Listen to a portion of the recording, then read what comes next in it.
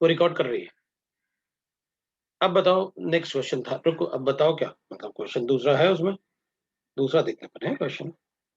अपने पास गिवन है glycerol can be converted into the acrolein bye dehydration. अब तो अपन को ग्लिसरॉल चाहिए, उसको एक्रोलीन में कन्वर्ट करना है अगर, तो किससे कन्वर्ट करेंगे अपन? तो ठीक है ना, अपने पास ऐसे गिवन है, तो ग्लिसरॉल है अपने पास।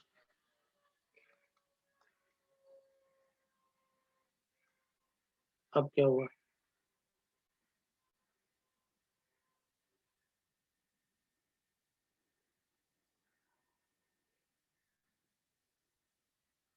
भाई बैक साइड अटैक में तो एक इन्वर्जन होता है ना, जैसे RCl है, तो अपन ने इसको किसी न्यूक्लियोफाइल से अटैक करवाया, तो ये हो गया बैक साइड अटैक, ठीक है ना, वो बैक साइड अटैक होता है, राइट। तो ये कितना हुआ? तो जो अपने पास पहले गिवन था ब्रोमो कंपाउंड, उस ब्रोमो कंपाउंड में 30 गिवन था ना अपन को प्लस, मतलब इसमें भी कुछ रेसिमाइज था +30 वाले में,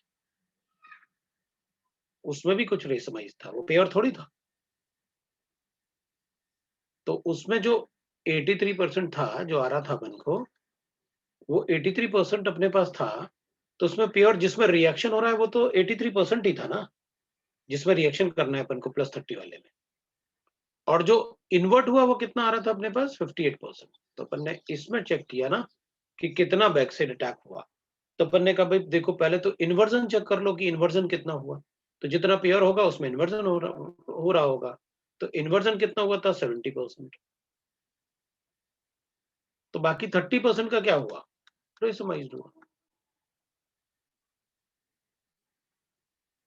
वैसे कैलकुलेट किया मैंने।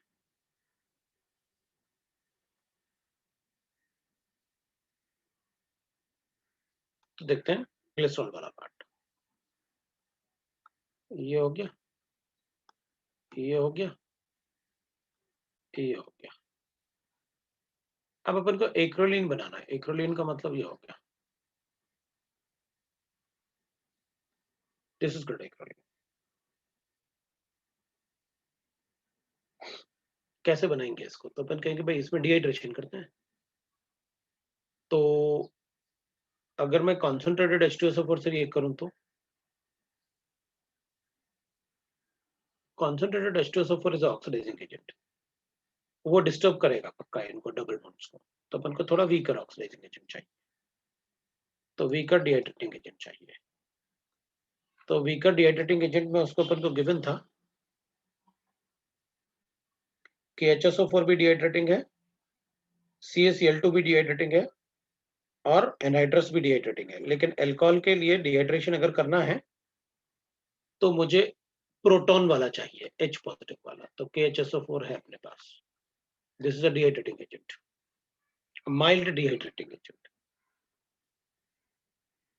तो मैं इसको अटैक करवाऊंगा ना इस पे, और ऐसे बनाऊंगा CH2H, CH positive charge and CH2H, तो यहां से प्रोटॉन माइग्रेट करूंगा इस पे, तो CH2, चलो नीचे बॉटम साइड से कर देंगे, तो अपने पास ये CH2 और ये बना अपने पास CH2, एक प्रोटॉन माइग्रेट किया तो पॉजिटिव चार्ज OH, इधर ऐसे करूंगा, डबल बॉन्ड बनाऊंगा तो प्रोटॉन लीव करेगा, तो CH2OH, CH2, एक प्रोटॉन माइग्रेट करवाया था, और इधर C डबल बॉन्ड O और H बनेगा।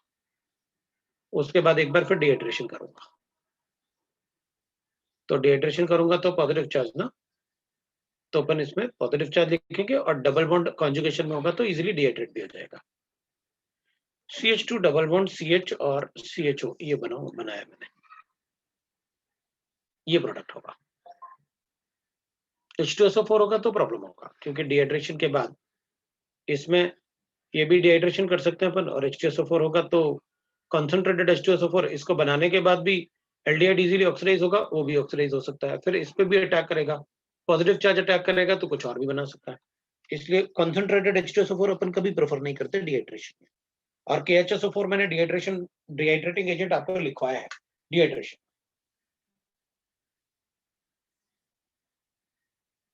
नेक्स्ट चेक करते हैं, कोई डाउट है तो बताओ। HiO4 के साथ रिएक्शन बताना है तुमको, पर आंसर में ए बी दोनों ही दिया हुआ है, तो ए बी है क्या? हाँ तो सही है। अगर मैंने तो इसलिए चूज किया भाई, आपने कहा कि एक्रोलीन बनाना है, मैं एक्रोलीन के लिए बेस्ट आंसर चूज किया मैंने। आपको बताना चाहिए ना मोर देन वन ऑप्शन करेक्ट, तो मैं डिहाइड्रेशन उससे भी करूंगा। हाँ मैंने वन ऑप्शन चूज किया, बेस्ट वन। भाई डिहाइड्रेशन तो ये भी था, लेकिन मैंने उसको चूज नहीं किया, इसको भी चूज नहीं किया, क्योंकि उनमें प्रोटॉन नहीं था,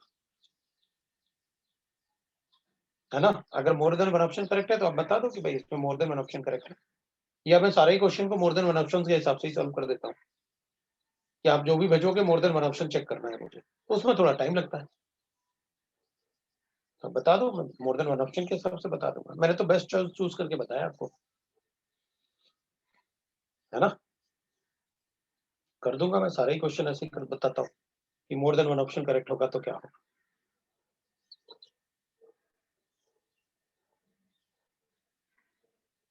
तो compounds, which of the following compounds will not react with HiO4? हाँ तो ठीक है ना, जिसमें सिस डायोल होगा वो रिएक्ट करेंगे। HiO4 के लिए सिस डायोल चाहिए आपको, तो सब में एक तो आपने साइक्लिक रिंग बना रखे हैं तो कोई बात नहीं, जिसमें सिस डायोल है उन सब में रिएक्शन करवा दो। ए वाला रिएक्ट करेगा, बी नहीं करेगा, डी करेगा, तो विल नॉट रिएक्ट, बी और डी नहीं, बी और सी रिएक्ट नहीं करेंगे, they are cis diols, they are trans diols. Cis react करेंगे, ट्रांस नहीं करेंगे, तो जिसमें भी एंटी ऐसे गिवन हो, ऐसे विसनल डायोल होने चाहिए, वो भी कैसे, विसनल मतलब एडजेसेंट कार्बन पे होने चाहिए, और अगर वो ट्रांस होंगे तो नहीं होगा, और अगर एंटी होंगे तो नहीं होगा। इसका आंसर सिर्फ सी दिया हुआ है, ये लिखा हुआ है, तो वो अपन चेक कर लेते हैं इसका आंसर सी क्यों दिया होगा। सी वाला, हाँ, सी वाला दिया हुआ है।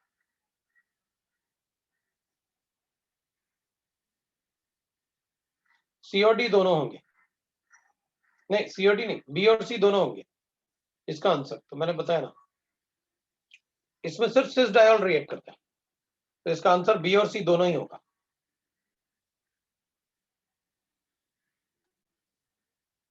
सो answer is B and C both, trans diol, यही तो डिफरेंस है उसमें। दूसरे क्वेश्चन की चेक करते हैं अपन, पैसेज वाला क्वेश्चन है, उसको हटाते हैं। पैसेज वाले क्वेश्चन में मुझे गिवन है compound C A, compound A है, तो अपने पास एक कंपाउंड गिवन है कंपाउंड ए, ठीक है ना। तो अपने पास कंपाउंड ए है, that A given to us is, that is C10H22O2 है, तो C10H22O2 गिवन है कंपाउंड, और इसमें ना is insoluble in aqueous NaOH and but not in insoluble in aqueous NaOH but not in NaCO3, मतलब यार कहना क्या चाहता है, पता है सॉल्युबल रहा होगा एक्वस NaOH में। इनके क्वेश्चन भी सुधारो, प्रॉब्लम यही है ना, लिख तो दिया कॉपी करके, लेकिन चलो अपन क्या करते हैं ना, इसको ऐसे बताते हैं, सॉल्युबल इन एक्वस NaOH,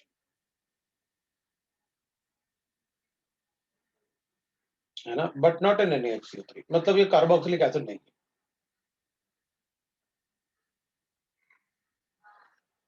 ये बना लेते हैं। अब ये कह रहा है कि treatment of A with DMSO in alkali gives this, अच्छा इसको रिएक्ट करूंगा DMSO और अल्कली, मतलब NaOH ले लेते हैं, तो ये बना रहा है कंपाउंड बी, और बी को ये कह रहा है C11H14O2, अच्छा सीधा हाइड्रोजन 12 से 14 हो गया, बाप रे, अच्छा चलो देख लेते हैं, कोई बात नहीं, बोल रहा है तो कर ही लेते हैं। Treatment of A with strong alkali alone gives a isomeric compound C. अच्छा, मतलब ए को अगर मैं स्ट्रॉन्ग अल्कली से ही रिएक्ट करवा देता हूं तो करना कॉन्सेंट्रेटेड KOH पे लेते हैं या कॉन्सेंट्रेटेड NaOH, तो it gives C isomeric compound, isomer of A, isomeric C मिलेगा। When A is refluxed with HI, इसको HI के साथ रिएक्ट करवाया, CH3 is obtained, बहुत अच्छे, ये तो और भी अच्छी बात है भाई, CH3I is obtained, ठीक है। कंपाउंड B is, जो B है ना, that compound B is insoluble in alkali, this is insoluble in alkali,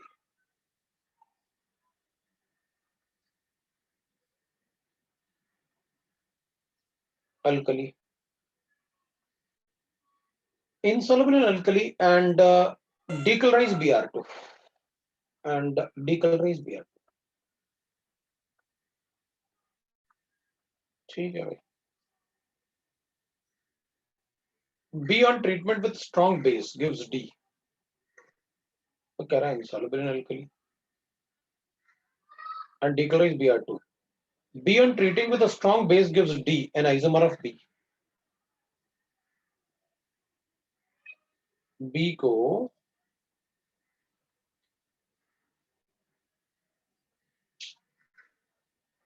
अगर अपन स्ट्रॉन्ग अल्कली से रिएक्ट, अब स्ट्रॉन्ग अल्कली से रिएक्ट करोगे तो स्ट्रॉन्ग बेस के साथ it gives D, isomeric D ना, आइसोमर ऑफ बी, ठीक है भाई। फिर ये कह रहा है ozonolysis of C, ozonolysis of C, C है कहां, अच्छा इधर है, सी का ओजोनोलिसिस करता है, give C8H8O3 and isomer of vanillin plus isomer of vanillin, अच्छा वेलिनाइन भी पता होना चाहिए। अब अपन को जो आइसोमर बना था, अब इसमें एक डी भी है, ये डी है, ओजोनोलिसिस ऑफ डी, अगर डी का ओजोनोलिसिस किया जाए तो गिव्स एफ, और एफ जो है वो C9H10O3 बनेगा, which is identical product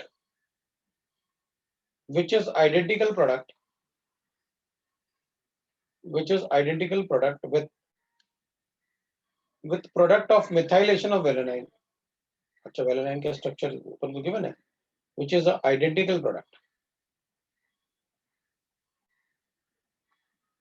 ये वो आइडेंटिकल प्रोडक्ट है जिसका अपन मेथाइलेशन करें, तो ये कह रहा है वेनिलाइन की अपन ने स्ट्रक्चर दे रखा है, वो कह रहा है कि भाई बेंजोल्डिहाइड होता है वेनिलाइन।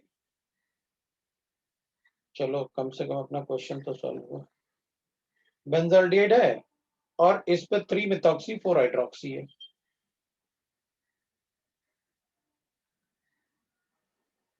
मतलब ये जो प्रोडक्ट बन रहा है वो ये है, इसका मिथाइलेशन कर देता है,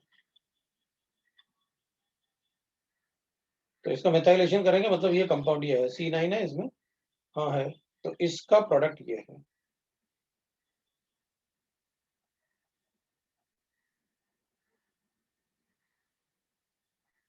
ये इसका स्ट्रक्चर, इसका ओजोनोलिसिस किया था अपन ने, और इसमें कितना कार्बन थे 11 और यहाँ पर 9 बचे हैं, मतलब यहाँ पर जो आइसोमर बना उसमें तो 11 ही थे, उसमें तो 11 ही थे, है ना, उसमें तो 11 ही थे और आइसोमेरिक बनाने से अपन को ये बन गया था, तो ठीक है भाई बना देते हैं अपन।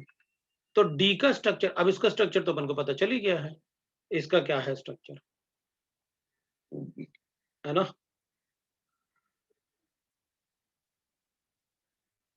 इसका स्ट्रक्चर बनाने की कोशिश कर लेते हैं अपन। इसका स्ट्रक्चर ऐसे रहा होगा,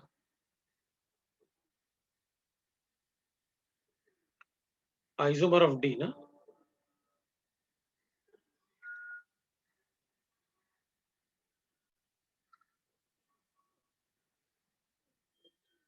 जरा कार्बन काउंट कर लेते हैं। 6 7 8 9 10 11 हो गया।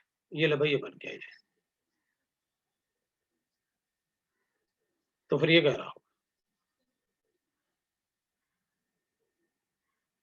कोई बात नहीं, अपन इसको ऐसे बना देते बी वाले। पहले अपन सिर्फ बना रहे हैं कि बी ऐसा रहा होगा। स्ट्रॉन्ग एल्कली के साथ ये बन जाता है।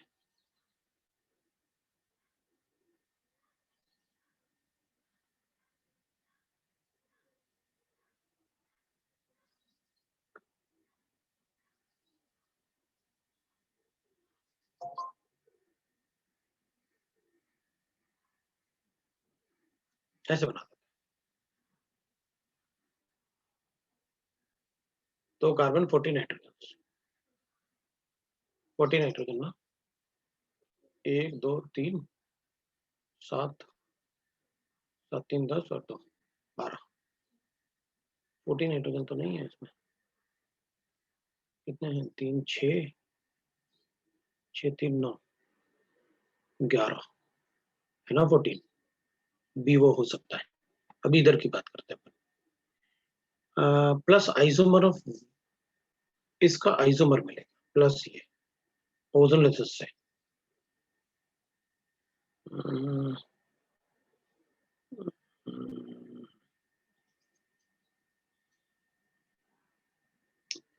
NaOH और DMSO, ये स्ट्रॉन्ग एल्कली से तो बन जाएगा, कोई प्रॉब्लम नहीं।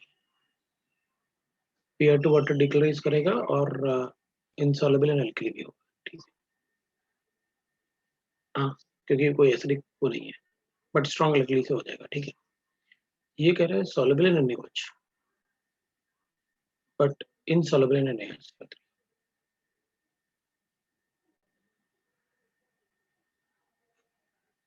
मतलब इसमें OCH3 है। तो ए अपन ऐसे बना लेते हैं।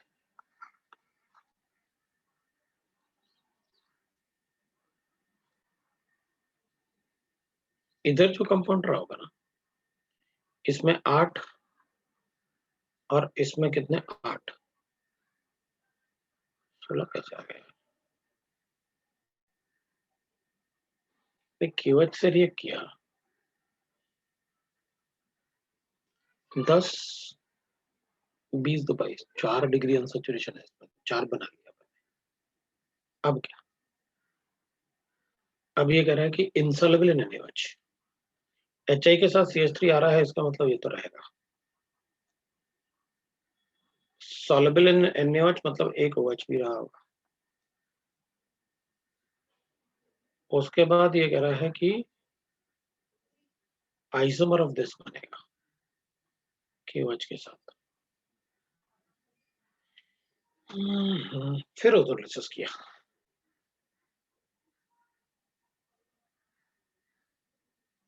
ऑप्शन देखो ना, ऑप्शन देख के अंदाजा लगाते ना क्या स्ट्रक्चर ऑफ ए CHO।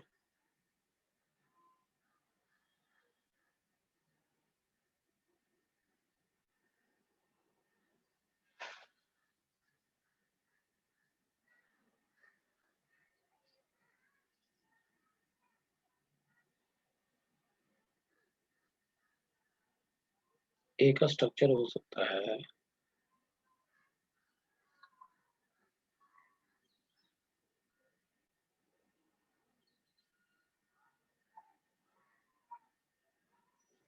अगर मैं यहाँ पर CH3 कर दूं और यहाँ पर H कर दूं और यहाँ पर CHO लिख लें, तो ये आइसोमर ऑफ वेलाइन आ जाएगा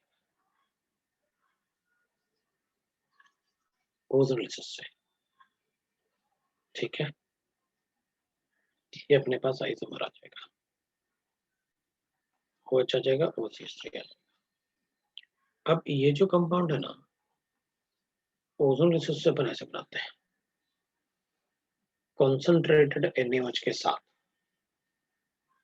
तो कॉन्सेंट्रेटेड NaOH के साथ मैं इसको ना दो कंपाउंड बन रहे हैं, एक में 9 और एक में ये 8 प्लस आइसोमर ऑफ यही तो था। कंपाउंड ए जो है जब C बना रहा था तो B on reaction with get D an isomer of B। Ozonolysis of C बना कहाँ था अपने पास?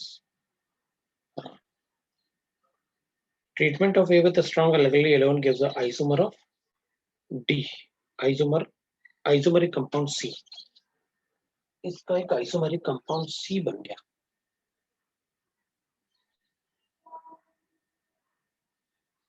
NaOH के साथ।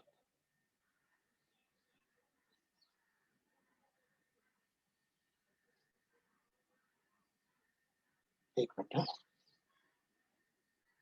तो आइसोमेरिक कंपाउंड C मेरी एकदम समझ में नहीं आ रही कि इधर अपने पास 10 कार्बन है और ओजोलिसिस में ये भी बना, मतलब C का अगर ओजोलिसिस कर रहे हैं तो अपन को बता रहा है वो कहाँ के ओजोलिसिस of C gives E, this is a compound E this and isomer of vanillin। दोस्तों दो प्रोडक्ट बना, इसका आइसोमर तो अपन ये बना था, बाकी E भी बना C8H8O3।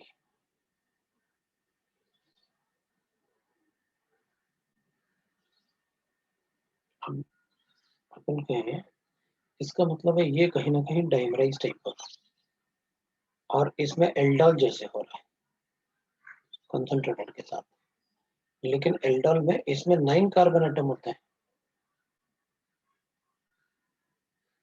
नहीं इसमें भी 8 होते हैं। वेलाइन ना, ये वेलाइन था, 6 और 2 8 कार्बन एटम इसमें होते हैं और 8 इसमें है। बाकी कार्बन एटम कहाँ गए?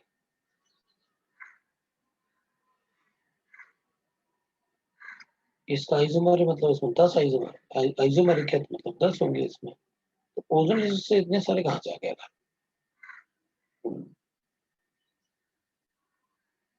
ओजोन से इतने सारे कार्बन कहाँ से आ गए?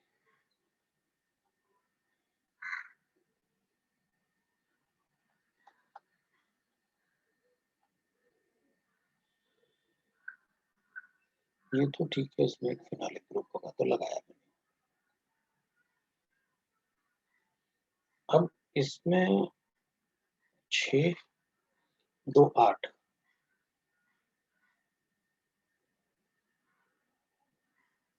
डी कितना हो गया अपने पास? 10 तो 10 है तो 20 22, तो 22 होना चाहिए। 10 में 22 कैसे आ गया? डीयू भी नहीं है, कुछ तो गड़बड़ है। डीयू नहीं है तो बेंजीन रिंग कैसे बना? अरे मैंने गलत तो नहीं कर लिया? C10H22 क्यों बना? अरे यार,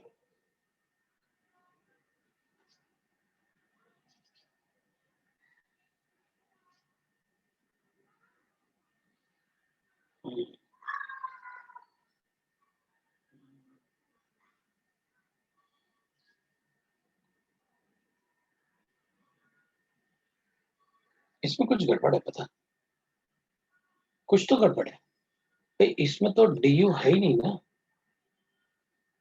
तो रिंग कहाँ से बनेंगे?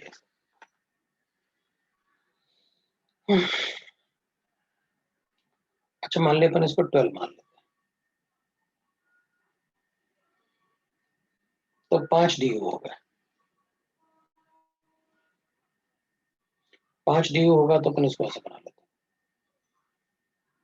मान लेते हैं उसको, क्योंकि कुछ तो गड़बड़ है उसमें।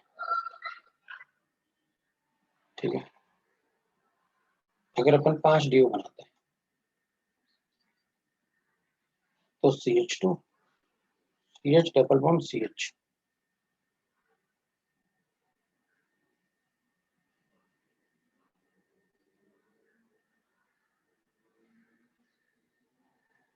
और इसको अगर OCH3 से रिएक्ट करूंगा तो ये बनेगा, अगर इसको DMSO से रिएक्ट करूंगा तो B बनना चाहिए, और B अपन ने बनाया, ये तो B है अपना, B में लेकिन दोनों OCH3 है, वो DMSO से रिएक्ट करके बन जाएगा, कोई प्रॉब्लम नहीं। C11 हो गया, तो DMSO से ये रिएक्ट करेगा, ऐसे को बना सकता था, वो तो ठीक है, तो ये बन जाएगा। अब इसको कंसंट्रेटेड एल्कली के साथ रिएक्ट करता है, तो आइसोमेरिक कंपाउंड बनेगा। The isomeric compound formed will be this. The isomeric compound formed will be this. OCH3 है और ये OH, तो ये आइसोमेरिक कंपाउंड बन गया। इसका ओजोन रिसर्च करूंगा तो 2 कार्बन कम हो गए। इसमें कितने कार्बन है अपने पास? 10 ना, 3 ये और 6 और 1, 10 है, ठीक है।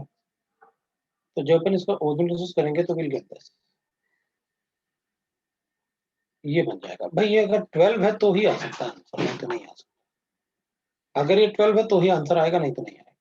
आंसर मतलब क्वेश्चन सॉल्व हो रहा है, नहीं तो नहीं हो रहा, कुछ गड़बड़ है उसमें, ठीक है ना,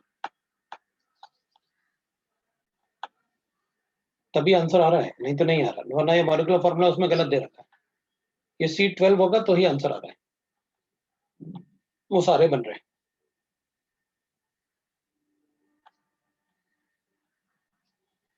ठीक है, नहीं तो नहीं बन रहे, राइट।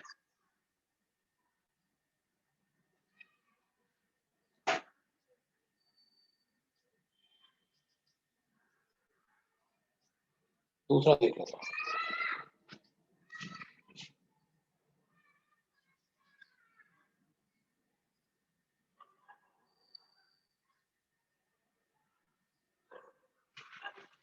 दूसरा क्वेश्चन है अपने पास,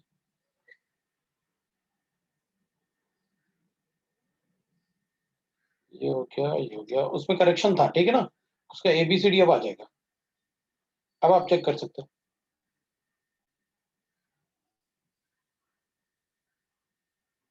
नेक्स्ट क्वेश्चन उसमें था, बस इतना ही पूछे थे आपने।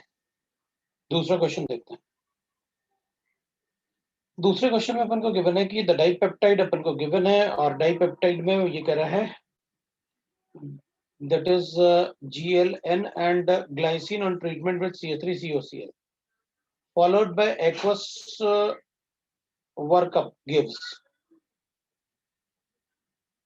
ठीक है। एक तो डाइपेप्टाइड चाहिए अपन को, ग्लाइसिन और वो, ठीक है, तो इसको हटा रहा हूं मैं। वो आंसर तभी आएगा जब वो C10H12 होगा।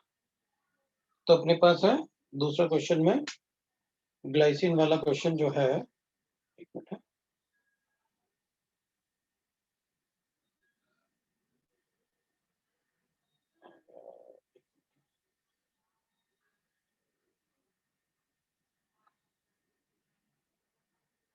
अपन को गिवन है GLN और ग्लाइसिन, ठीक है भाई। तो अपने पास एक तो गिवन है GLN और ग्लाइसिन, ये कह रहा है on treatment with this the dipeptide given है अपन को। अब GLN और ग्लाइसिन, GLN है ना, प्रोटीन GLN, तो एक बार ना पहले प्रोटीन के अपन को स्ट्रक्चर भी पता होना चाहिए, है ना, प्रोटीन के जो स्ट्रक्चर है ना वो पता होना चाहिए अपन को। तो अगर प्रोटीन पता होंगे तभी अपन कुछ कर पाएंगे, नहीं तो नहीं कर पाएंगे। तो आपको GLN का स्ट्रक्चर पता होना चाहिए भाई, ठीक है ना। तो क्या करें फिर, आपको पता होना चाहिए, ग्लूटामाइन है ना, तो ग्लूटामाइन है, ग्लूटामाइन और ग्लाइसिन। अब ग्लाइसिन का स्ट्रक्चर तो मैंने आपको बता रखा है ना, मैंने आपको बता रखा है। तो ग्लूटामाइन का स्ट्रक्चर आपको पता होना चाहिए, नहीं तो नहीं हो पाएगा। तो ग्लूटामाइन, ग्लाइसिन तो सबसे मतलब छोटा अमीनो एसिड है, वो तो अपन को पता है। ये NH2 है और ये C डबल बॉन्ड OH होता है। अब इसमें जो ग्लूटामाइन है, ग्लूटामाइन का स्ट्रक्चर अपन को पता होना चाहिए भाई। इसमें NH2 है, C डबल बॉन्ड O है और फिर एक और CH2 C, और इधर फिर अपन एक NH2 लिखेंगे और COH लिखेंगे। भाई ये होता है ग्लूटामाइन। अब अगर ये ग्लूटामाइन होगा तो अपन क्या करेंगे, इसमें अपन बताएंगे भाई कि भाई कैसे इनका स्ट्रक्चर बनेगा। पहले तो अपन ये बना लें कि भाई डाइपेप्टाइड बनाओ इनको, है ना। भाई अपन को ये पता होना चाहिए कि इनका डाइपेप्टाइड कैसे बनेगा, राइट।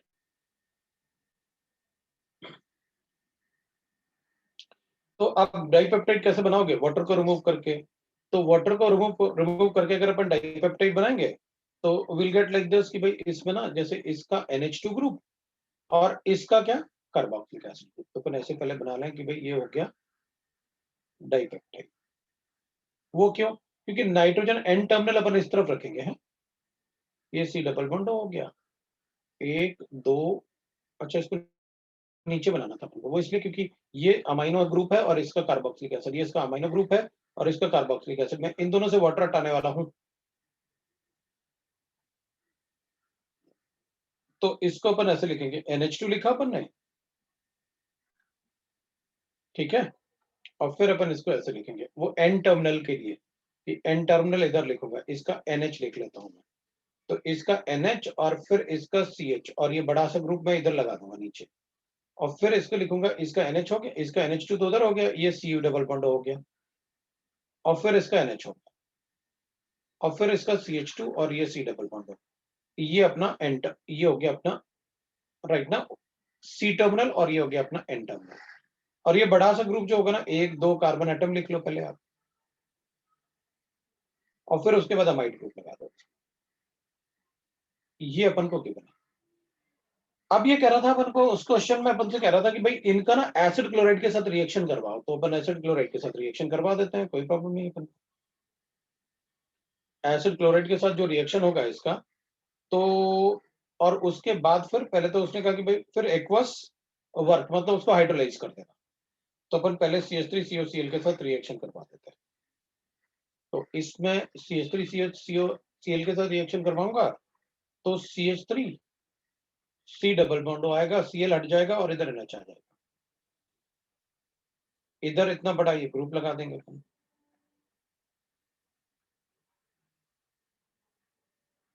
तो एक तो अपन ये करवा लेंगे, इसको इसको NH लिखते हैं, C डबल बॉन्ड NH, और इसको अपन लिख लेंगे CH2COH। ये बना दिया। अब क्या करें अपन, तो अब अपन कहेंगे भाई इसमें ना ग्लूटामाइन और CH2 वाला। अब जरा इसके ऑप्शन को ऑब्जर्व करो थोड़ा।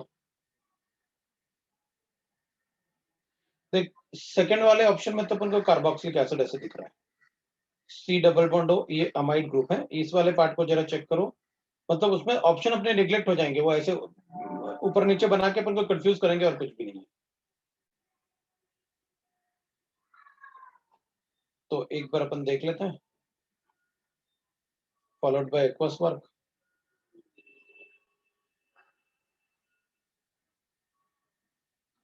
टू वाला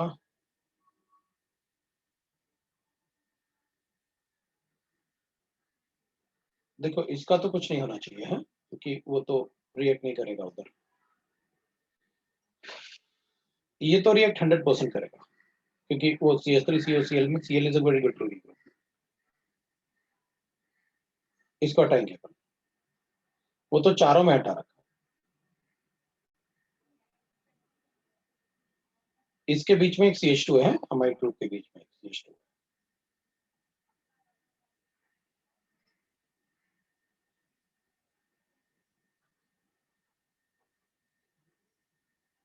मुझे लगता है आंसर 3 होना चाहिए।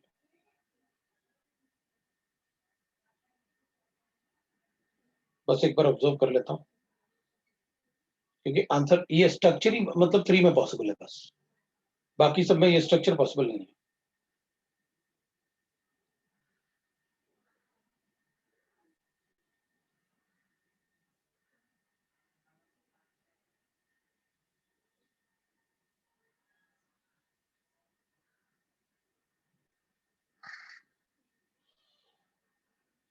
वन भी पॉसिबिलिटी है,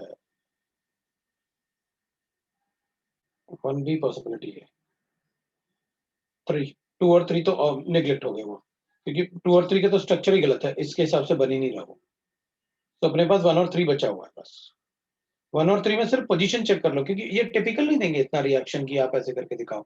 वो सिर्फ ये देंगे कि भाई स्टूडेंट को पता होना चाहिए, थोड़ा आइडिया होना चाहिए कि स्ट्रक्चर कैसे होता है।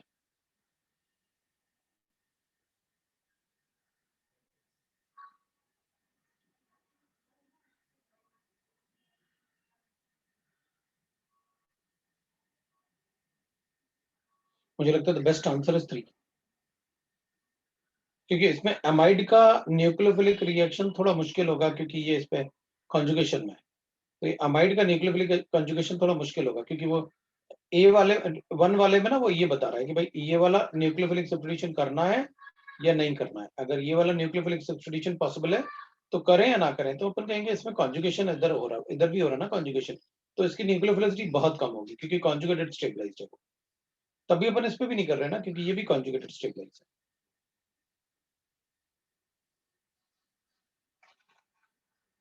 तो 3 is best answer for this,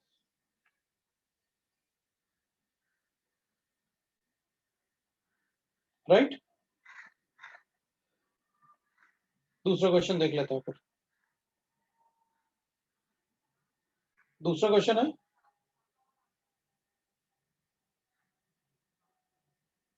कोई डाउट है तो पूछो।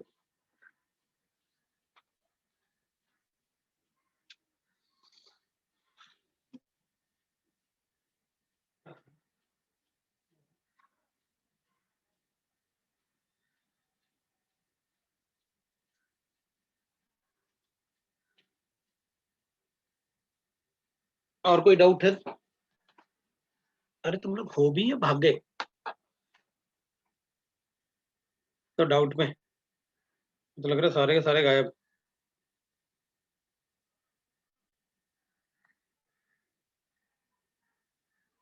अरे उसमें भी कोई जवाब नहीं, सारे गायब हैं।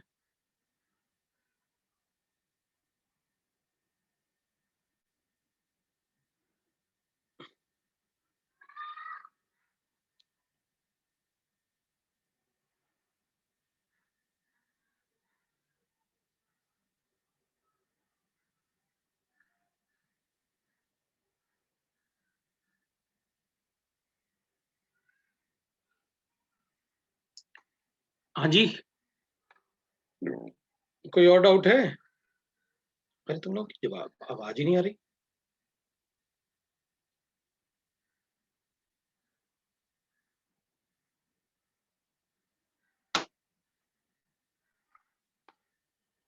क्या कर रहे हैं?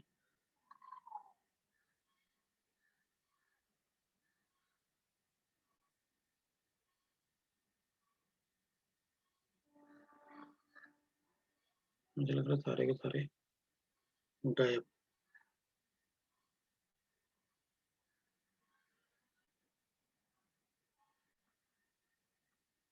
और कोई डाउट है?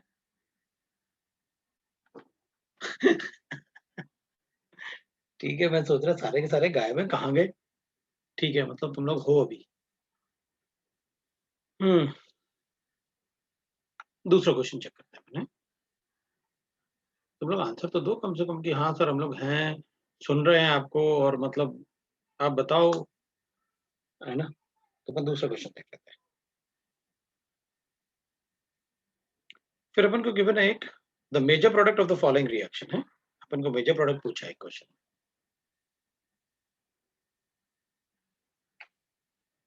तो अपन मेजर प्रोडक्ट की बात करते हैं भाई। इसको हटा देता हूँ। क्वेश्चन नंबर 12 है। अपन को मेजर प्रोडक्ट बताना है जब अपन को एक कंपाउंड ऐसे गिवन है, ये कंपाउंड है, इसमें OCH3 है, और इसमें OH, O है, C डबल बॉन्ड O है और CH3, ऐसे कंपाउंड गिवन है आपको एक। अब ये कह रहे हैं कि पहले आप इसको डाइल्यूट HCl से रिएक्ट करो, ठीक है भाई, पहले डाइल्यूट HCl से रिएक्ट करना है, 1 गिवन है, और उसके बाद ये कह रहे हैं कि आप इसे ऑक्सैलिक एसिड से रिएक्ट करोगे, मतलब COH और COH से रिएक्ट करेंगे। तो इसमें कह रहा है कि ये पॉलीमराइजेशन होता है, ये ना पॉलीमराइजेशन होता है, ठीक है। तो ठीक है, पॉलीमराइजेशन अपन को अगर करना है तो पहले तो डाइल्यूट HCl के साथ जब अपन रिएक्ट करेंगे तो ये तो एस्टर है, तो हाइड्रोलाइज कर दो भाई, लो भाई कर दिया, इधर OCH3 है, इधर OH है, और इधर अपने पास क्या गिवन है, अब ये हाइड्रोलाइज हो जाएगा तो इधर OH और इधर H, ये भी OH बन गया। अब क्या करो भाई, अब आप कह रहे हो कि इसका पॉलीमराइजेशन कर दो, तो पॉलीमराइजेशन अगर अपन करेंगे तो दिस इज ऑक्सैलिक एसिड, मतलब डाई कार्बोक्सिलिक एसिड के साथ आप पॉलीमराइजेशन कर दो, ये ऐसे के बने। तो ठीक है, चेक कर लेते हैं अपन पॉलीमराइजेशन क्या हो सकता है। अब देख, पॉलीमराइजेशन अगर हाइड्रोलाइज कर दिया तो ये तो हट गया ना, है ना, अगर हाइड्रोलाइज कर दिया तो ये तो हट गया, और अगर अपन डाइल्यूट HCl के साथ इसका भी हाइड्रोलाइसिस कर सकते हैं, इसका भी हाइड्रोलाइज कर लेंगे, तो अपने पास जो कंपाउंड बचेगा तो वो तो इसमें भी अपन को हाइड्रोलाइज करना पड़ेगा, इसको भी हटाओ भाई, इसका भी हाइड्रोलाइसिस कर दिया अपन ने, CH3 उससे भी हटाएंगे अपन, तो ये भी अपन ने हाइड्रोलाइज कर दिया भाई, ईथर भी तो होता है ऐसे हाइड्रोलाइसिस, या हाइड्रोलाइसिस किया, अब क्या, तो वाटर हटा दो ऐसे पॉलीमराइज करने के लिए, और वाटर हटाएंगे तो अपन ऐसे बताएंगे भाई ये O C double bond O, इधर एक ऑक्सीजन ये वाला बच गया, इससे वाटर हटा दो, पूरा पूरा वाटर हटेगा, ये वाटर हटेगा, तो C double bond O C double bond O, और ये मतलब यहाँ से भी वाटर हटाते रहेंगे अपन, और ये ऐसे n टाइम्स बताएंगे अपन। तो अपने पास क्या आंसर गिवन है, पॉलीमराइज करने के लिए पैरा पोजीशन से पॉलीमराइज करते हैं, तो पैरा वाला पॉलीमराइजेशन सारे के सारे ऑर्थो वाले पॉलीमराइजेशन, या तो ऑर्थो और मेटा है या फिर पैरा है पॉलीमराइजेशन के लिए, 3 तो हटा ही दूंगा,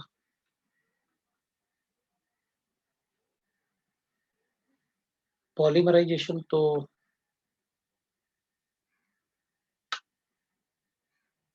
डाइल्यूट HCl से मैं इसका हाइड्रोलिसिस कर लेता हूँ, और अगर इसका हाइड्रोलिसिस नहीं किया तो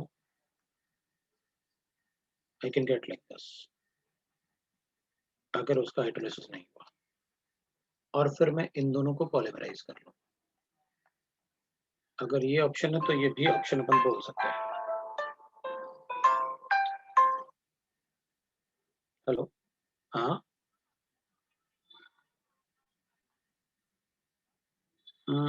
होना चाहिए, मैं देख के बताता हूँ, ठीक है, अगर इसमें ऐसे होगा ना तो we can write like this,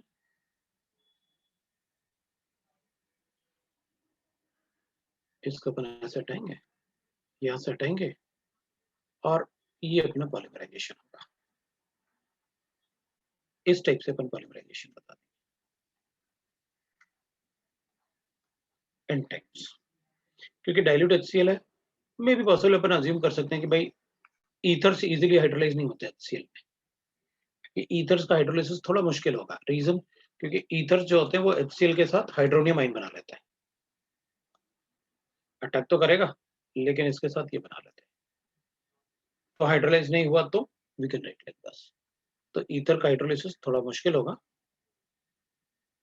अगर ये ऑप्शन में है तो अपन ये आंसर बताएंगे, कौन सा है, OCH3 के साथ मेटा पोजीशन से, OCH3 के साथ, ये लो भाई, अब OCH3 के साथ मेटा पोजीशन का आंसर ही नहीं है।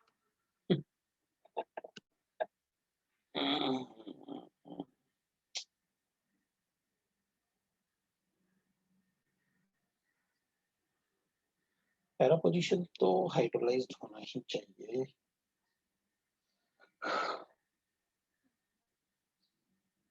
OCH3 के साथ वन ऑप्शन था, लेकिन वो पोजीशन चेंज कर दिया। तो क्वेश्चन भी वो डिफिकल्ट नहीं होते, इसमें पोजीशन का ही प्रॉब्लम होता है। वो अपन से पोजीशन ही पूछते हैं, केमिस्ट्री तो बहुत इजी होती है, तो अपन से पोजीशन ही पूछते हैं और उसी से अपन को आंसर बताना होता है, और उसी में अपन गलती करते हैं। थोड़ा सा चेक करना होता है अपन को कि कैसे अपन बता देंगे भाई कि मतलब आंसर क्या होगा, बड़ा इजी होता है। तो अब अपन क्या कर सकते हैं, मान लेते हैं ये भी अगर हाइड्रोलाइज किया मैंने, क्योंकि अपने पास आंसर है ही नहीं ना भाई, 1 वाला हो नहीं सकता, 3 वाला हो नहीं सकता, 2 और 4 बचा हुआ है। अब उसमें से अगर अपन को बताना है तो ऑब्वियस सी बात है कि अपन कहेंगे पॉलीमराइजेशन के लिए,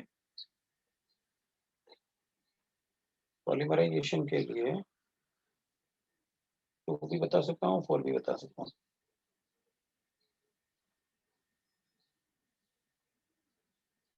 टू भी बता सकता हूँ, 4 भी बता सकता हूँ। अब अपन क्या करेंगे, मतलब दोनों ऑर्थो, इन दोनों से पॉलीमराइज करूं, उसको छोड़ देता हूँ तो 4 बनेगा। अगर इन दोनों से पॉलीमराइज करता हूँ और इसको छोड़ देता हूँ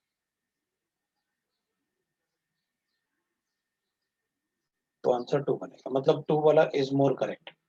2 वाला इसलिए ज्यादा करेक्ट होगा कि ये पॉलीमराइजेशन होनी चाहिए इधर से, और इधर बनना चाहिए C डबल बॉन्ड।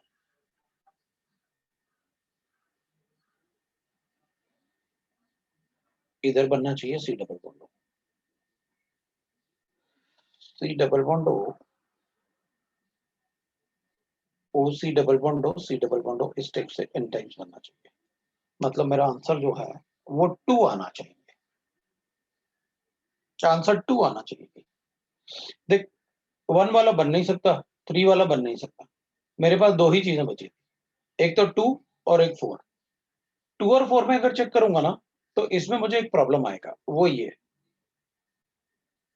अगर अपन ऐसे ना सारे के सारे, ये भी OH बनेगा ऐसे, हैं अपन ने आंसर ये बताया 2 वाला। अपन ये सोच रहे थे कि भाई अगर इससे और इससे, क्योंकि ये भी OH है और ये भी OH है और इधर भी OH है, अगर मैं इससे पॉलिमराइजेशन मेरे लिए मुश्किल हो जाएगा। रीजन, क्योंकि इधर H है, इधर वो है, इधर C डबल बॉन्ड वो है, और इधर C डबल बॉन्ड वो है, और इधर भी OH है। मैं इससे रिंग बना सकता था, अगर वो इस टाइप का रिंग बनेगा तो प्रॉब्लम हो जाएगा, तो पॉलीमराइज करना मुश्किल हो जाएगा। मेटा पोजीशन पे रिंग नहीं बनता, मेटा पोजीशन पे रिंग बनने के चांसेस नहीं है ना, इसलिए पॉलीमराइजेशन तो अपन मेटा वाला ही बताएंगे। सो अपन ने 2 को बताया।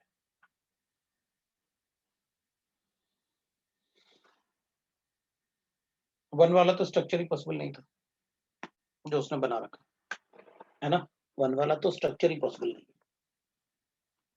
अब बताओ भाई, ये था अपने पास।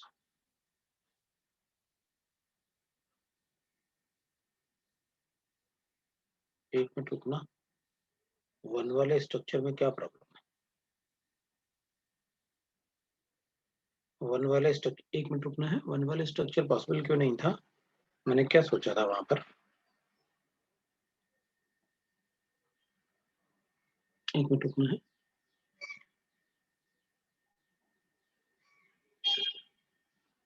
मैं इसको ना फिर से हटा के बना रहा हूँ, एक मिनट रुकना, मुझे लग रहा कुछ तो 1 वाला स्ट्रक्चर मैंने अभी अच्छे से ऑब्जर्व किया तो मुझे कुछ और ही दिख रहा है वो, मैं फिर से हटा के बना रहा था उसे।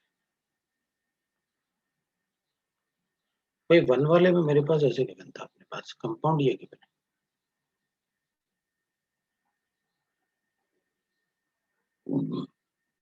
और एक OH मेटा पोजीशन पे गिवन है, और एक मुझे गिवन है हाइड्रोजन। मैंने HCl से रेक करवाया तो मेरे पास ये बन गया, ये भी OH है, ये भी OH है, ये OCH3 है, डाइल्यूट HCl। अब इसको मैंने रिएक्ट करवाया किससे, CH3COH से। तो CH3COH से रिएक्ट करवाऊंगा तो इसके फिर रिंग फॉर्मेशन के chance,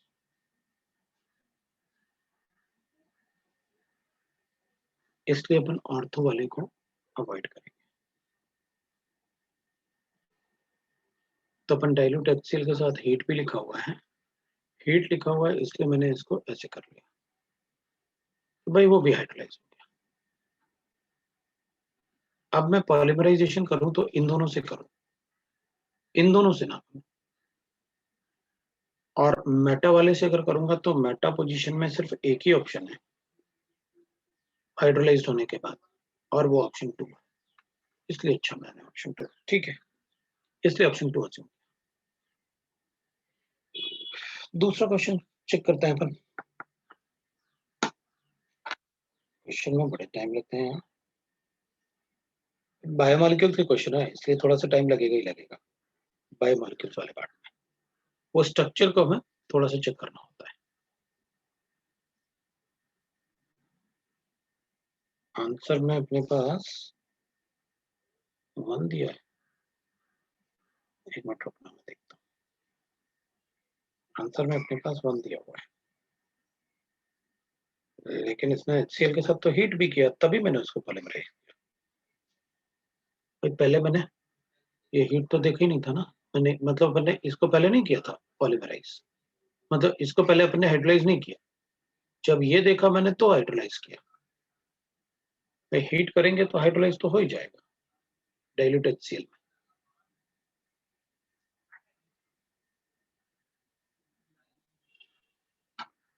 dilute HCl and heating, तो मतलब ये कह रहे हैं कि ईथर्स का हाइड्रोलाइसिस तो करो आप, लेकिन ये ईथर का हाइड्रोलाइसिस H+ आयन अटैक करेगा तो भी नहीं होगा हाइड्रोलाइसिस का, मतलब इसका हाइड्रोलाइसिस आप हीट करने पे भी नहीं कर सकते। अच्छा, क्योंकि अगर वो हीट नहीं करता तो मैं नहीं करता, मैं उसने हीट लिखा और उसी हिसाब से मैंने बताया। डाइल्यूट HCl और हीटिंग लिखा है तो अपन बता सकते हैं भाई, मैंने तो इसीलिए बताया कि इसमें डाइल्यूट HCl और हीटिंग लिखा था,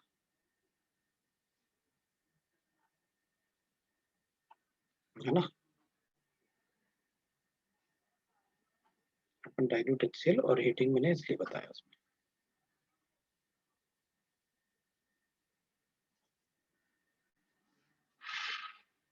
तो वो तो कुछ गड़बड़ी बता रहा है, लेकिन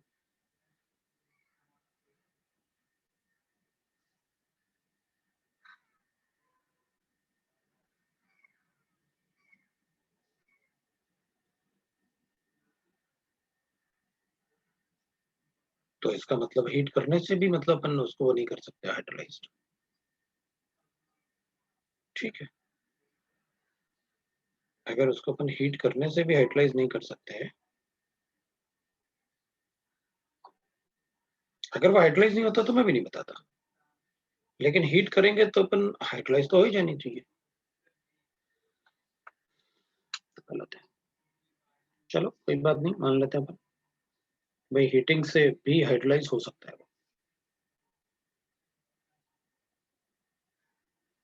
ठीक है, तो अपन मान लेते हैं उसको कि मतलब HCl के हीट करने से भी वो हाइड्रोलाइज नहीं होता। अब देखना तुम किसी और जगह वो उसको हाइड्रोलाइज कर देंगे, अब उसमें किसी और जगह वो क्या करेंगे, उसको हाइड्रोलाइज कर देंगे कि दो हाइड्रोलाइज हो जाता है क्योंकि हीट किया है, के वाली बात होगी यार। सेकंड वाले में क्या प्रॉब्लम था, सेकंड वाले में कोई और प्रॉब्लम है क्या? एक मिनट, ये गिवन है अपन को, भाई हाइड्रोलाइज तो हो गया तो हमने OH छोड़ दिया ऑर्थो वाले से,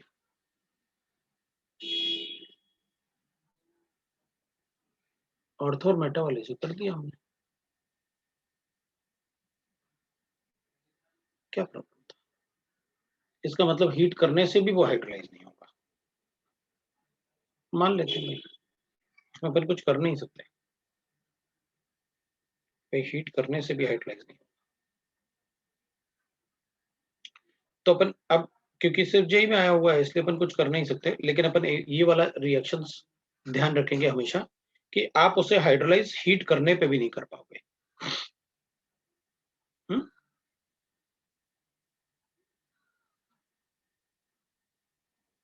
तो अपन उसको हाइड्रोलाइज हीट करने पे भी नहीं करेंगे। ठीक है भाई, मान लेते हैं, क्योंकि जेई में आया हुआ क्वेश्चन है ना ये, तो इसमें अपन कुछ नहीं कर सकते। जेई में आया हुआ क्वेश्चन है तो अपन को मानना पड़ेगा। ठीक है, अब दूसरा क्वेश्चन चेक कर लेते हैं अपन। दूसरा क्वेश्चन था आपका 11th वाला क्वेश्चन। तो 11th वाले क्वेश्चन को चेक कर लेते हैं।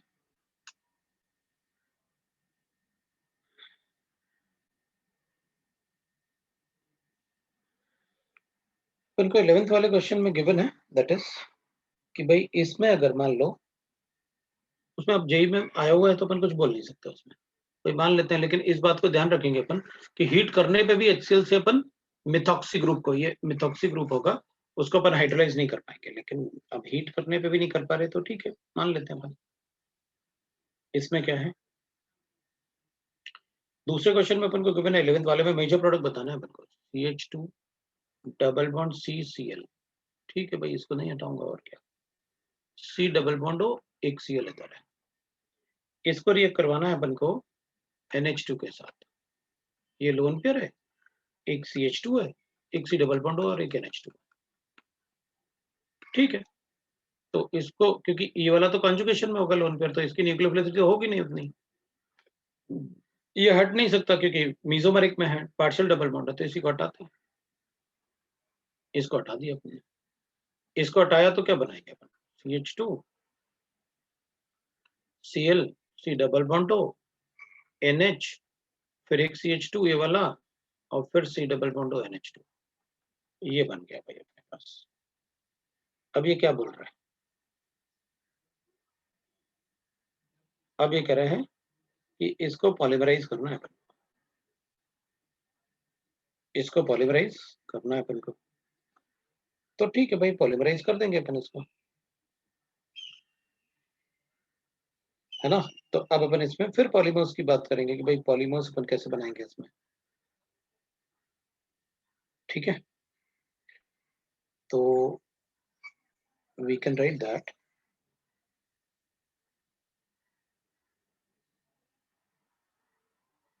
अब इसमें अपन ये सोचेंगे कि भाई इसमें पॉलीमराइज होगा कैसे, ये किस साइड से पॉलीमराइज की बात करें अपन इसमें, ऐसे अपन को सोचना पड़ेगा भाई आप किस साइड से उसकी पॉलीमराइजेशन की बात करोगे, है ना। तो ठीक है, देखते हैं अपन पॉलीमराइजेशन कैसे करते हैं इसमें।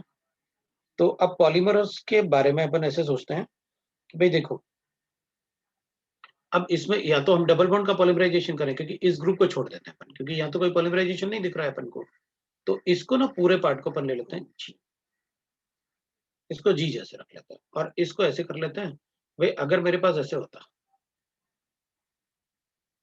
और इसको Cl लिखता हूं, तो फिर पॉलीमराइज कैसे करते हैं, ऐसे करते हैं,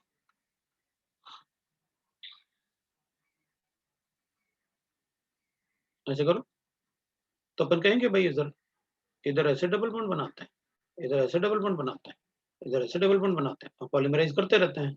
तो अपन क्या करेंगे, अपन लिखेंगे भाई ऐसे पॉलीमराइज कर देते हैं, इधर G लिख लेते हैं, इधर Cl लिख लेते हैं, और इधर बॉन्ड बनेगा नया, तो इसको ऐसे बना देते हैं। ये लो भाई, ये पॉलीमर बन जाएगा। अब इसका आंसर देख लो आप, किसमें गिवन है भाई आंसर ये, तो उसमें CH2 वाले को देख लो आप भाई, सेकंड वाला तो बिल्कुल ही गलत हो जाएगा, क्योंकि उसमें तो एसिड क्लोराइड दे रखा है ना। थर्ड वाले में भी एसिड क्लोराइड दे रखा है अपन को। फोर्थ वाला मुझे सही लग रहा है उसमें, ठीक है। बस एक बार ग्रुप को चेक कर लो, सबके पोजीशन ठीक है कि नहीं है ना, क्योंकि सबके पोजीशन अपन को चेक करने पड़ेंगे। तो मुझे लग रहा है वन वाले में सारे पोजीशंस ठीक है, तो वन वाला आंसर बता देंगे, क्योंकि क्या कर रहे हैं ना, वो ये वाले CH2 को इधर उधर कर दे रहे हैं। तो 1 और 4 में बस यही डिफरेंस है कि ये फोर्थ वाले में इससे बना दिया न्यूक्लियोफिलिक सब्स्टिट्यूशन, जबकि अपन को बनाना चाहिए इससे, तो अपना आंसर आ जाए। तो उस टाइप से अपना आंसर बना जाएगा। अब 1 2 3, ये आपके डाउट्स हो गए। अब दूसरा क्वेश्चन देखते हैं अपने पास दूसरा क्वेश्चन गिवन है दैट इज, चलो भाई फिर से अब इसमें आपने दे रखा है the correct structure of histidine is the strongly acidic solution, और pH इज इक्वल टू 2 बोला है अपन से। अब pH इज इक्वल टू 2 है तो अपन एसिडिक कंडीशन ही बताएंगे भाई। सो क्वेश्चन है अपने पास the correct structure of histidine in strongly acidic, मतलब pH इज इक्वल टू 2 बोल रहा है अपन से, तो हिस्टाडाइन का स्ट्रक्चर वो भी pH इज इक्वल टू 2 में बताना है अपन को, बता देंगे भाई, कोई बात नहीं। तो करेक्ट स्ट्रक्चर ऑफ हिस्टाडाइन, तो इनमें से देखो भाई किसमें, मतलब सारे एनाइन नहीं दिखना चाहिए उसमें, तो अपन सबसे पहले यही देखेंगे भाई कि एनाइन नहीं दिखना चाहिए मुझे किसी भी कंडीशन में, है ना। अगर एनाइन नहीं दिखेगा तो अपन आंसर बता देंगे कि वही अपना आंसर होगा भाई। तो देखो उसमें ढूंढो जरा किसमें एनाइनिक पार्ट नहीं है, जिसमें एनाइनिक पार्ट नहीं होगा वही अपना आंसर होगा। तो देखो भाई किसमें एनाइनिक पार्ट नहीं है ना, जिसमें एनाइनिक पार्ट नहीं होगा वही अपना आंसर हो जाएगा। तो किसमें नहीं है एनाइनिक पार्ट, क्योंकि एसिडिक मीडियम में बोल रहा है वो अपन से, है ना। तो देखो भाई किसमें एनाइनिक पार्ट नहीं है अपने पास, कर सकते हो। अब हम एक एक करके आपको बता देते हैं। जैसे मान लो अपने पास ऐसे गिवन है, पहले वाले को बता देता हूं मैं, हाँ? तो पहले वाले में अपन को ऐसे गिवन है, ये नाइट्रोजन है, इधर नाइट्रोजन है, और अपन को हिस्टाडाइन ऐसे गिवन रहा होगा, इधर नाइट्रोजन और H है, और इधर भी अपन को ऐसे गिवन है, एक CH2 है बीच में, एक CH2 है, और ये हो गया CH और COH। अब अपन को एक बात अच्छे से पता है, ये NH2 रहा होगा, है? ये NH2 है। अब एक बात अच्छे से पता है कि जितना pH वो बता रहा है, pH इज इक्वल टू 2, वो अपन को क्या बता रहा है, pH इज इक्वल टू 2। इसमें क्या बोल रही है, इसने पूछा था सर फ्री रेडिकल पॉलीमराइजेशन मतलब एडिशन पॉलीमराइजेशन होता है क्या? हाँ, मतलब एक तरीके से, क्योंकि फ्री रेडिकल मतलब ऐसे होता है कि मेरे पास एक रेडिकल है और जैसे ये है,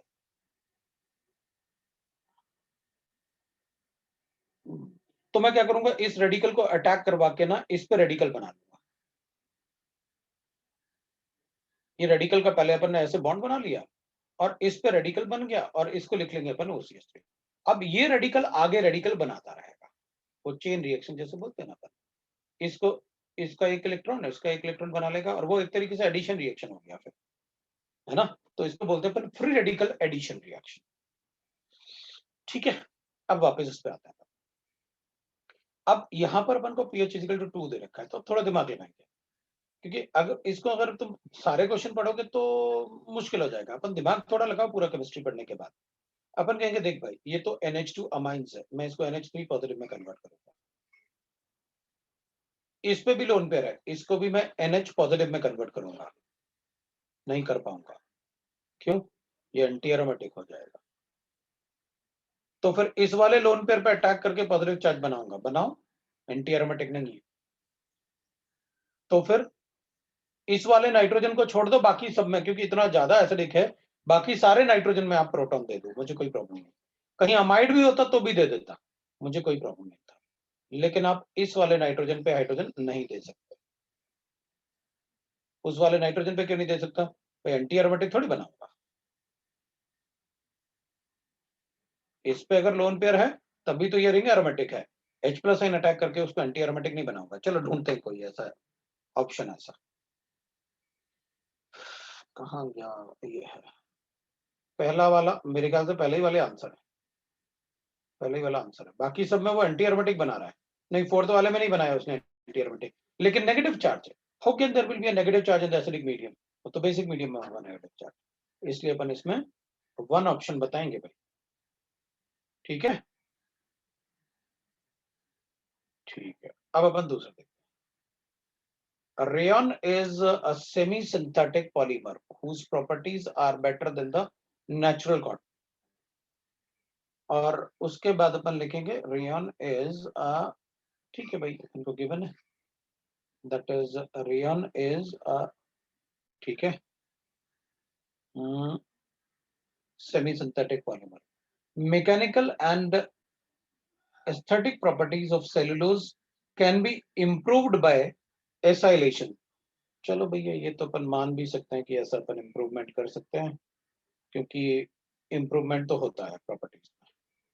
ठीक है, प्रॉपर्टीज में इम्प्रूवमेंट तो होता है, नो डाउट।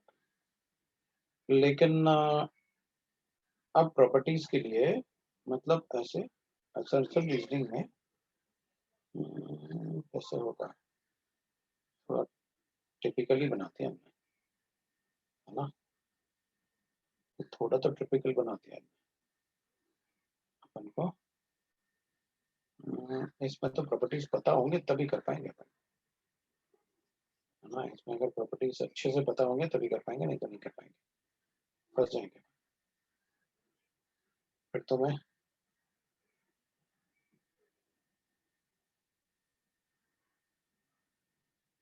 भाई ये तो थ्योरी वाला पार्ट होगा और रटने वाला पार्ट होगा, क्योंकि इसमें मैं ट्राई तो कर सकते हैं अपन, लेकिन मुझे रिस्क ही लग रहा है, क्योंकि इसमें मतलब आंसर बिल्कुल एग्जैक्ट बताना मुश्किल है मुझे, है ना। एकदम एग्जैक्ट बताना मेरे लिए भी मुश्किल है भाई, क्योंकि ये तो रटने वाला पार्ट है कि अपन रट लेते हैं कि भाई ये प्रॉपर्टीज ऐसे होता है ना। तो ये तो पक्का है कि जो रेयन होता है ना, that is a semi synthetic polymer है, क्योंकि कॉटन को मॉडिफाई करता है, whose properties are better than natural cotton। तो अगर मॉडिफाई करेंगे तो बेटर प्रॉपर्टी के लिए ही करेंगे। और mechanical and aesthetic properties of cellulose can be improved by, हाँ तो cellulose is a natural polymer, तो can be improved by acylation, acetylation. हाँ तो ये भी तो भाई है, भाई सेमी सिंथेटिक आप सेलुलोज को या तो एसिटाइलेशन करोगे, नहीं तो मिथाइलेशन करोगे। आंसर दोनों करेक्ट है, इसलिए 1 और 2 में कंफ्यूजन होगा। रेयन तो मॉडिफाइड नेचुरल पॉलीमर है, तो सेलुलोज का मॉडिफिकेशन है, और वही चीज उसने लिखी हुई है नीचे कि भाई सेलुलोज का मॉडिफिकेशन है, इम्प्रूव्ड बाय एसाइलेशन, एसिटाइलेशन या फिर मिथाइलेशन। तो एसिटाइलेशन है। स्टेटमेंट 1 में जो बोल रहा है सेकंड में वो कर भी रहा है, बोलिए। दोनों ऑप्शन करेक्ट है। So rayon semi synthetic polymer whose properties are better than natural cotton because they are modified, because their mechanical and aesthetic properties are modified by acetylation और मिथाइलेशन। और नेचुरल पॉलीमर की जगह नीचे उसने cellulose लिखा हुआ है, हाँ तो कोई भी नेचुरल पॉलीमर हो सकता है वो तो। आंसर 1 ही टिक करूंगा,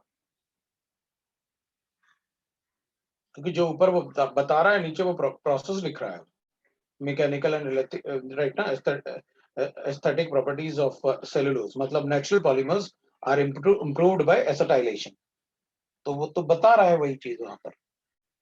सेलुलोज के OH ग्रुप में एसिटाइलेशन करेंगे अपन एसिडिक एनाइट्राइड से, यही तो करते हैं मॉडिफिकेशन। इसलिए मैं इसमें आंसर 1 ही लिखूंगा, उसके अलावा कोई आंसर नहीं होगा उसका। अब दूसरा क्वेश्चन देखते हैं, तो उसको 1 ही आंसर बता देना।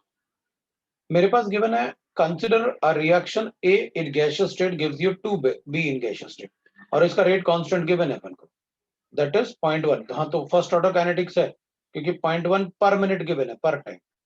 If the initial concentration is 0.5 then, तो लिखो ना 5 मिनट के बाद कितना, तो इसमें क्या प्रॉब्लम है?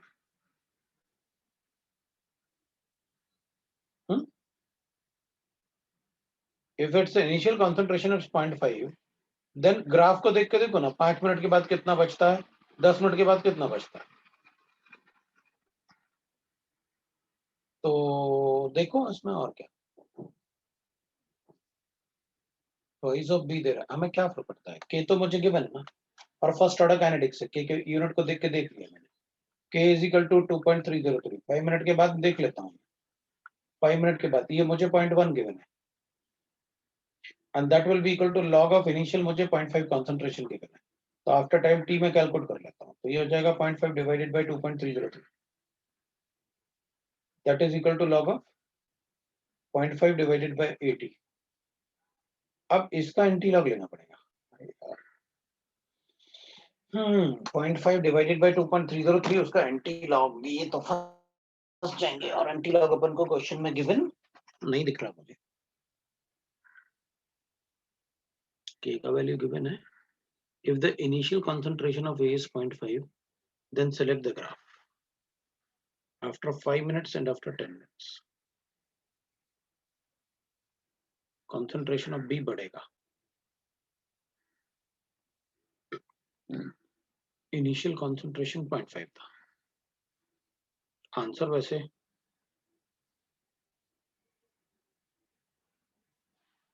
वैसे अपन डी बोल सकते हैं।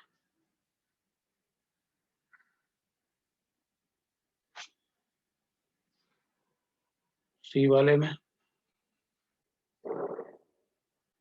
इनिशियल concentration is 10, अपने पास गिवन है A gives you twice of B, क्योंकि कैलकुलेशन के लिए एंटी लॉग उसने नहीं दे रखा है, इसलिए मैंने थोड़ा सा ग्राफ से ही देखना चाहा कि भाई ये 0.5 था इनिशियल कॉन्सेंट्रेशन, मतलब T इक्वल टू 0, ये 0, ये 2x और ये आफ्टर 5 मिनट्स 0.5 माइनस x होगा। तो 5 मिनट के बाद, और अपन को ग्राफ में 10 मिनट्स भी दे रखा है, तो 5 मिनट्स के बाद 0.5 plus x is equal to 1 molar, तो x इज इक्वल टू 0.5, तो 10 मिनट के बाद 0.5 माइनस y, तो ये 2y होगा। तो ग्राफ को देख के पता चल रहा है अपन को 0.5 minus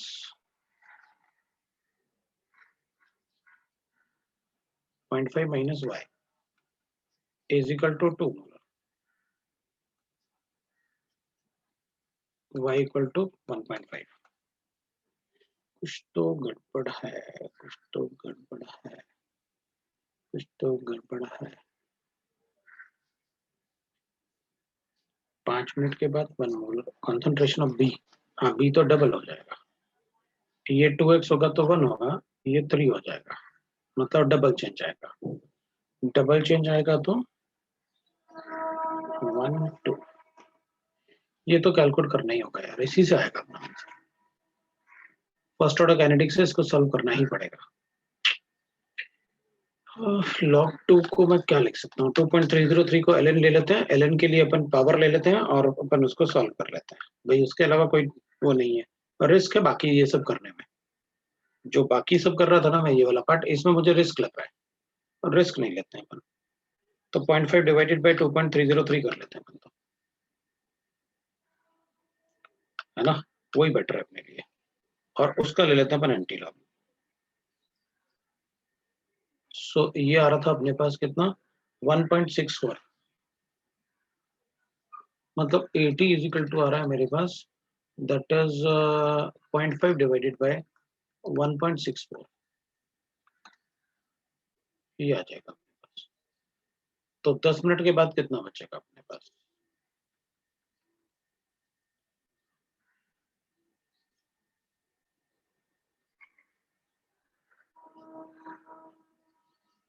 point 5 divided by 1.64, so 0.5 divided by 1.64, पहले सॉल्व भी कर लेते हैं ना, 0.3 आ रहा है आफ्टर 5 मिनट्स, तो आफ्टर 10 मिनट्स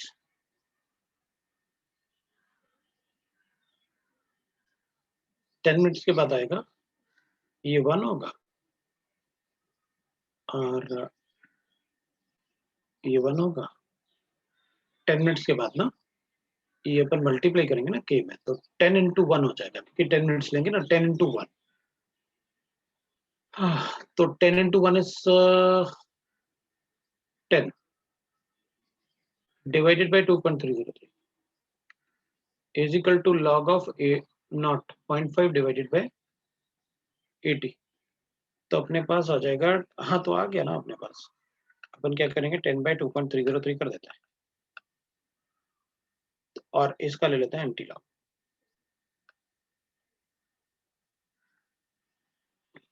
और 0.5 को उससे डिवाइड कर देते हैं। तो 0.5 डिवाइडेड बाय 21.9, 0.022 आ रहा है 80। 10 मिनट के बाद 80 इज इक्वल टू 0.022, 0.022 मतलब ऑलमोस्ट खत्म हो गया। 0.022 मतलब कांस्टेंट होना शुरू हो जाएगा, है ना। तो आफ्टर 10 मिनट्स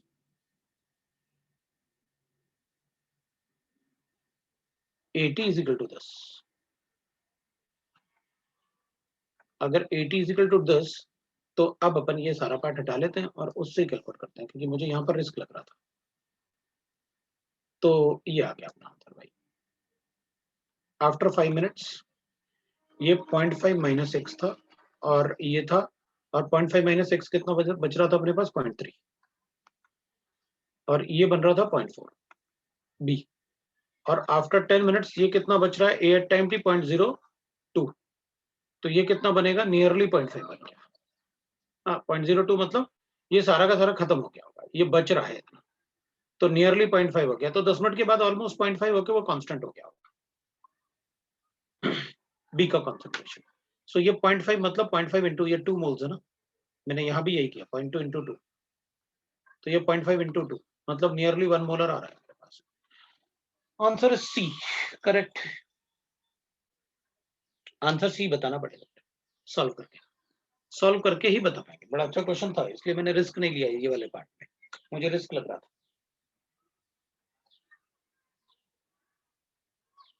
दूसरा क्वेश्चन, इसमें अपने पास कंपाउंड पी है, insoluble in water, dilute HCl and NaHCO3 and but dissolve in NaOH। हाँ ठीक है, मतलब OH रहा होगा, NaOH में डिसॉल्व हो रहा ना, तो OH रहा होगा।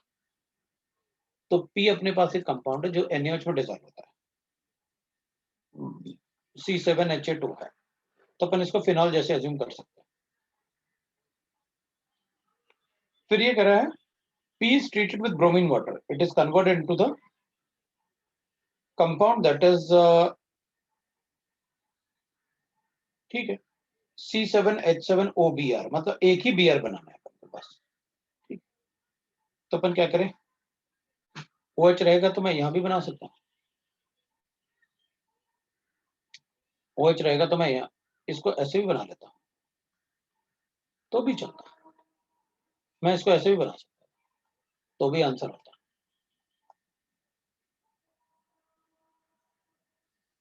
और जो कंपाउंड बना रहा है उसमें एक ही Br देना है, जो कंपाउंड बना रहा है उसमें एक ही Br देना है, that will be the possible compound, है ना। So compound P is insoluble in water, dilute HCl, NaHCO3, but dissolve in NaOH। तो तीनों डिसॉल्व हो सकते हैं, कोई भी हो सकता है। P is treated with bromine water, it is converted into the compound of formula C7H7 and OBr, C7H7 and OBr। ये भी हो सकता है, इसमें सारा पोजीशन का टाइप है,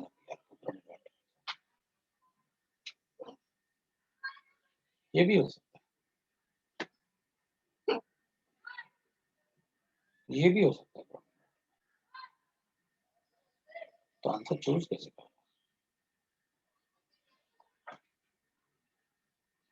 तीनों ही हो सकता है तो, और तीनों ही ऑप्शन में गिवन है। मोर देन वन ऑप्शन तो नहीं है ये, बाद में बताते हैं, नहीं तो मोर देन वन ऑप्शन है, वन ऑप्शन है।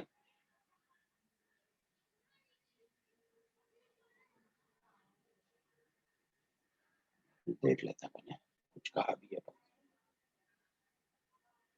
मोर देन वन ऑप्शन है, नहीं वन ऑप्शन है बस।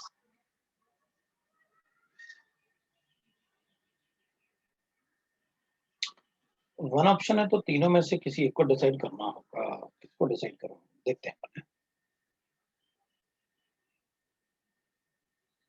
इन सब में से किसकी रिएक्टिविटी ज्यादा होगी, तो बीआर को पहले हटा लेते हैं, फिर रिएक्टिविटी चेक करते हैं फॉर ब्रोमिनेशन। इधर नेगेटिव, इधर नेगेटिव, इधर नेगेटिव, इधर नेगेटिव, इधर नेगेटिव, इधर नेगेटिव, इधर नेगेटिव है, इससे तो इससे हटा दिया हमने।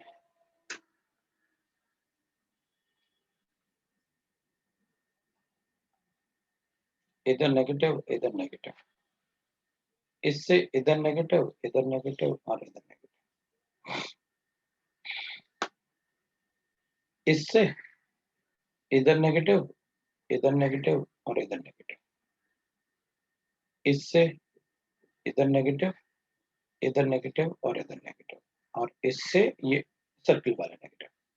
CH3 से इधर नेगेटिव, इधर नेगेटिव और इधर नेगेटिव। तब तो सबसे ज्यादा रिएक्टिविटी इसी की है फॉर बीआर बॉन्ड, और वो भी है ऑर्थो और पैरा पोजीशंस। उसमें ना कभी भी ऐसा नहीं हो रहा कि जिस कार्बन पे इलेक्ट्रॉन रिलीजिंग ग्रुप प्रेजेंट है उस कार्बन पे नेगेटिव चार्ज आए। तो इनमें कहीं भी कभी भी ऐसा नहीं हो रहा कि जिस कार्बन पर रिलीजिंग ग्रुप प्रेजेंट है उस पर नेगेटिव चार्ज नहीं आ रहा, इसलिए सही है सी वाला, क्योंकि तीनों में से एक ही बताना था। तो इसकी रिएक्टिविटी बाकी दोनों से ज्यादा होगी, इसलिए वो आंसर सही है।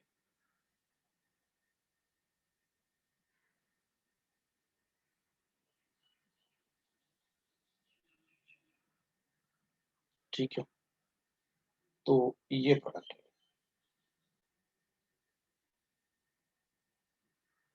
अब दूसरा चेक है। मेरे ख्याल से अपने ग्रुप में और कोई क्वेश्चन नहीं है।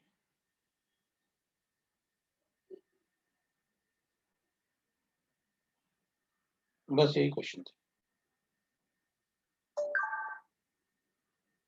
ठीक है, तो आज इतना ही करते हैं और क्या, कल फिर डिस्कस कर लेंगे, राइट? सो हाँ सो वो मोल कॉन्सेप्ट वाला डाउट था, आपने बोला आप देख के बताओगे। यार उसमें मुझे गलती समझ में नहीं आ रही। मुझे गलती पकड़ने के लिए, अगर उसमें गलती आंसर अलग अलग आ रहा है, पहले दोनों से मैं एक बार आंसर चेक करूंगा। उसमें मुझे कोई गलती नहीं लग रही, उसमें सही लग रहा है मुझे, क्योंकि मैंने देखा था उसको, वो मुझे सही लग रहा है। गलती कर पकड़ने के लिए मुझे ना दूसरा मतलब मेथड भी एक बार बैठ के करना पड़ेगा, नहीं तो वो मेथड सही है, मुझे कहीं गलती नहीं लग रही इसमें।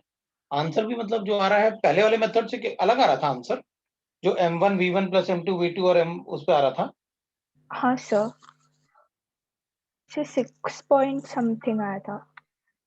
अच्छा, तो फिर अपन को फिर तो गलती पकड़नी पड़ेगी, देखना पड़ेगा कौन सा क्या है, तो क्योंकि उसमें मुझे कहीं कोई गलती नहीं लग रही थी, तो मैं देख के ही बताऊंगा, है कल बता दूंगा। अच्छा ओके सर। ठीक है, चल फिर हम्म,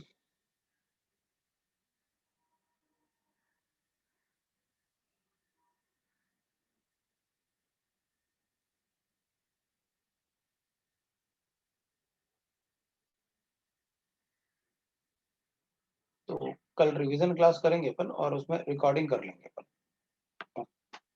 आराम से बैठ के बताया था मैं तो